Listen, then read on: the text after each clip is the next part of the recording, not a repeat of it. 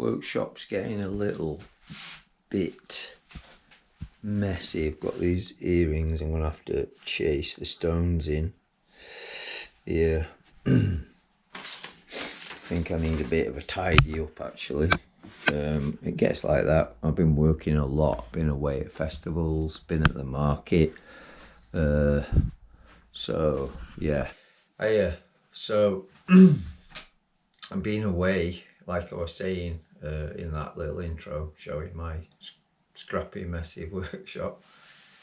And I guess, well, you get away and you get away from where you live, and it's great because it gives you a chance to sort of like reflect, look at what you've been doing, wonder if you're going at the right speed for yourself, or perhaps you don't do that.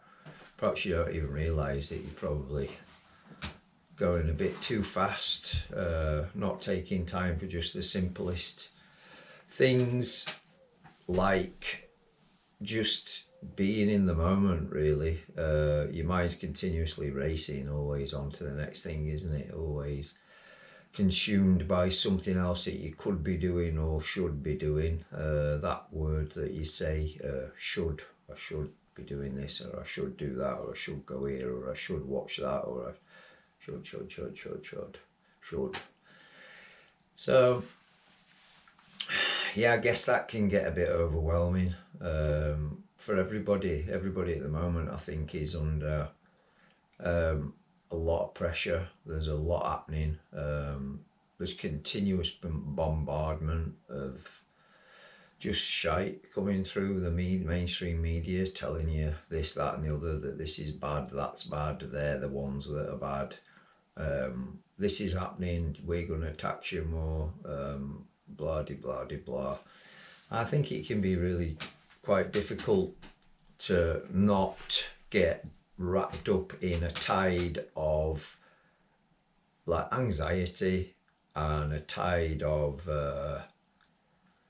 like frustration, and then frustration and anxiety quickly turns into anger, and then from there, that's stress. You're under stress, and stress can go any way, can't it? It can manifest as illness quite easily, fatigue, like I just said, anger, but it's a negative. It's a definite negative. It is definite something that is not going to help your mind and body one bit. And I think the only thing in situations and times like that is that you do your best to come into the moment, to just for that 1 second go, whoa, okay, where am I right now? What I always do is that when it starts to get like, so it looks as though we've got Mr. Andy Burnham sailing his little ship of hope into the harbour of number 10. Me personally, what do I think about that? I think that the man did a lot in the past. I think he did a lot for the families of Liverpool that died in that horrific tragedy, and I take my hat off to him for that. Absolutely, of course, which you would, obviously. I think that he did a lot in Manchester in the past, in obviously an extremely different role, but my experience of pretty much every leader that has come into place is pretty much put there to do a job. So we've just had a fool pushing us into digital ID and facial recognition and deep state surveillance.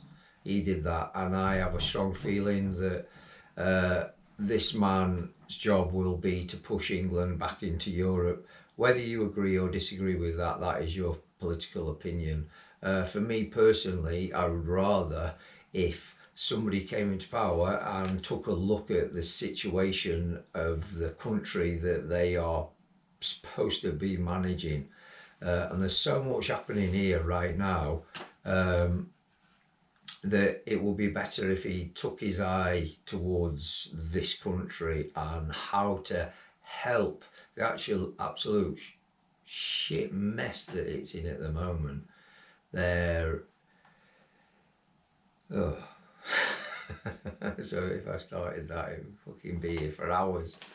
I think you need to look at the young people of this country and give them a big hand, because they need it right now. I think you need to get rid of student fees completely. I think that you need to help young people actually see a bright future where there's proper jobs in industry and proper futures for young people. Not that they're probably going to be living at home with their mum and dads for the rest of their life, because there's absolutely no chance of them getting out there and being able to afford a mortgage, or rents that mostly start at around £1,000, and that's not without your bills. You need to look at the young people and help young people. That is the future of this country, and you will get rid of that stress. And when you get rid of a lot of that stress for people, then all of those ideas of hatred, anger, frustration and anxiety slowly start to fade away, because people feel hope. And it's about the young people. So obviously there's a million and other things that you could say, but that was just something that I thought was very important, really, if I'm sending a message to you, Mr. Burnham. So yeah, so I wrote this, and it was, I walk around because I live near the seaside, and I see people coming and having their holiday and doing what they do. And obviously, because I'm a creative and I write, it comes out of my head through my hands with a pen, and this is what I see. So I wrote this poem, which is I called it Wank Holiday. So this is Wank Holiday. The Wilson family from Cleethorpes, inbred teeth and poor spinal shapes, nighttime nefarious activities, craving for only ginger cake and those chocolate biscuits from Aldi. No time for the marathon man, see the new age fold and get wrinkly under revealing circle lights. On Thursdays, a man called Colin lets his angry dog bark at kids from behind his gate, grins with temper and goes back in his house behind a red door with a brass number 6. Afternoon shows give frustration to a tiny mind. Behold, the serial anti-colon anti-tin hat, Hank Marvin again. Give us an egg, ma'am. 2 hustling Sheilas with eyeshadow intent, dead set against the whistles from scaffolding. Shimmy neatly towards Saturday, flirting expensive trainers and Chinese fingernails. Factory outlet Mayday, another wank holiday. Some cunt gets crowned in the tavern. Half pint Henry in line for the phone. Another wank holiday week ends. Cheers. So yeah,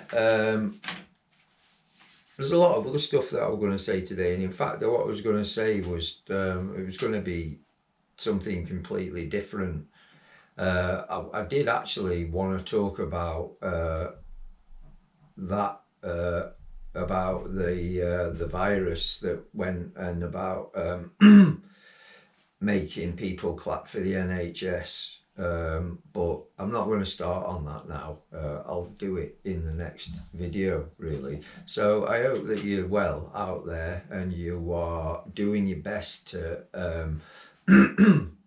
just get through. And I know that there's 1,000,001 phone numbers, and there's places where you can go for help if you need advice about your financial situation, and you need advice if you needed to go to get food from food banks or anything like that. Never ever be ashamed of that. Don't ever be ashamed. If you need something because you are genuinely in need, do not be ashamed. Try your best to just overcome that and get help if you can. And while you're out there, to everybody, try and help one another. Do that.